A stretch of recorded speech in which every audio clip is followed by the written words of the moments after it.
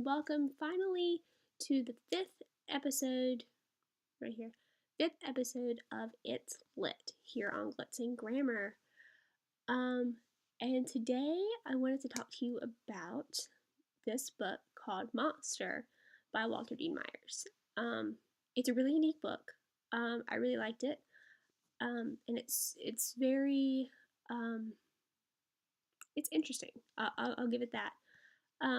But you'll have to read it for yourself to tell me and let me know if you like it a lot. As usual, my Twitter handle is at MissJonesDoesELA, and you're welcome to follow me, tweet me suggestions you'd like to see for future context or different sections of the vlog that you think would be super interesting.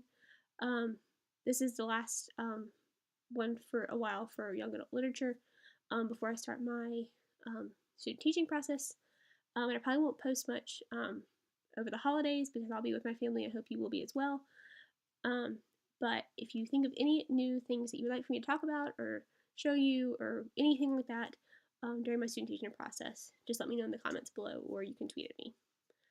But going back to Monster, little blurb summary. Basically, you are transported into the mind and world of Steve. And Steve is a young African American who is in jail and is under trial for possibly murder. And you see his journal where he writes everything out, almost like a movie script. And you see everything from him being held in the jail cell to the courtroom, to him waiting to hear the verdict, to his life outside of the jail. And it's all written like a movie script, which is super unique and super cool, I think. I think it's a great idea as a new way to present this narrative of Steve and what he's going through in his life. But you really get to see his thought process, which I think is super cool. So obviously, with Steve being on trial for murder, there is a lot of conflict that's going on. You see first this conflict between Steve and the justice system because he is the one that they are accusing. He's also involved with this gang where the other members are also on trial for murder in this convenience store robbery that has turned into a murder scene. And it's a really unique story, and the way it's presented is very different. Like I said, it's written. Steve is writing it all down like a movie script, and it's really neat to kind of see how he sees his conflict with the justice system, with being on trial, as like a movie, which is unique. You also kind of see some inner conflict. Steve talks about his thoughts of being inside the jail cell, surrounded by all these other inmates, and how that impacts him and his thought process, and how he doesn't want his younger brother to see him like this, or he doesn't want him to grow up to be like him in this sense. And so that sort of inner conflict is shown throughout his writing as well.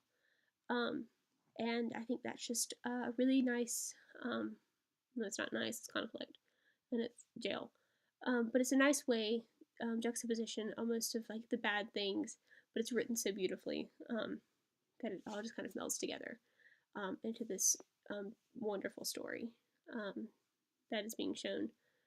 And I just can't get over how like different it is and how great it is. And I hope that you like it as much as I did. Teachers can talk about all sorts of things. It links to kind of like when I was talking about The Outsiders, you could relate gang-related articles, like nonfiction articles, to this. You can look up like court cases that have had to deal with gang life and gang violence, and kind of talk about these feelings of acceptance and these feelings of maybe regret for these past experiences, and how Steve's regret with his involvement in these gangs Mike can either compare like is similar or different with like other gang members that have been arrested or are in jail now. I think that's a really interesting thing to talk about with middle schoolers and kind of see their perspective on like, would you do anything to be accepted? Would you do things you wouldn't normally do in order to be part of this group? And I think they would give a lot of interesting responses. This book does deal heavily with being in the courtroom, so middle school students might not be as familiar with like courtroom jargon, like plaintiff and bailiff and the defense attorneys and this, that, and the other. Um, so you may have to give like a brief little lesson about like courtroom stuff, unless they're really into watching Law and Order or SVU like I am. But you could also use this in correlation with a social studies teacher, kind of like what we talked about with Wolf Hollow, with linking it with the historical with social studies. You can also use this to relate to like a civics lesson or the judicial system with the social studies teacher, which I think is a nice way to collaborate both social studies and English with together in one lesson. You could also do look at the way that the book is written. Like I said, it's in a movie. It's like in a movie script form, and how does that impact the way that you read the text versus if it was like normal prose? I think that's just a neat concept to the way it's written, and I think that students would have a lot of really good answers to talk about how the book's written and how it's different and how that impacts it. Speaking of which, reader's theater I think would be ideal with this book. It's literally a script, and kids can read it. You can have kids taking turns of who's Steve, who's the attorneys, and then I think that would just be a great way to get kids more actively involved with reading in class as a whole. And then finally, if you're going to do something correlating with social studies, you might want to create a mock trial over like a school-related issue, like maybe dress code or cell phone use or something like that. But that also incorporates aspects of the book.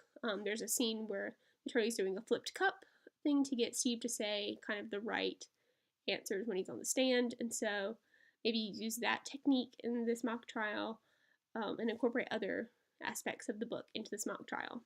So there's some ideas that you can do with this book, Monster, Walter Dean Myers.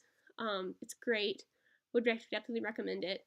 And I really hope that you've enjoyed this series. I've enjoyed making them.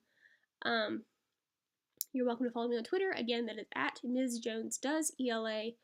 The Weebly Portfolio link is down below. And if you have any comments or questions, comment them below. And you can subscribe and share. And I will see you guys after the holidays. Have a Merry Christmas, Happy Holiday Season, and you guys are awesome. Thanks.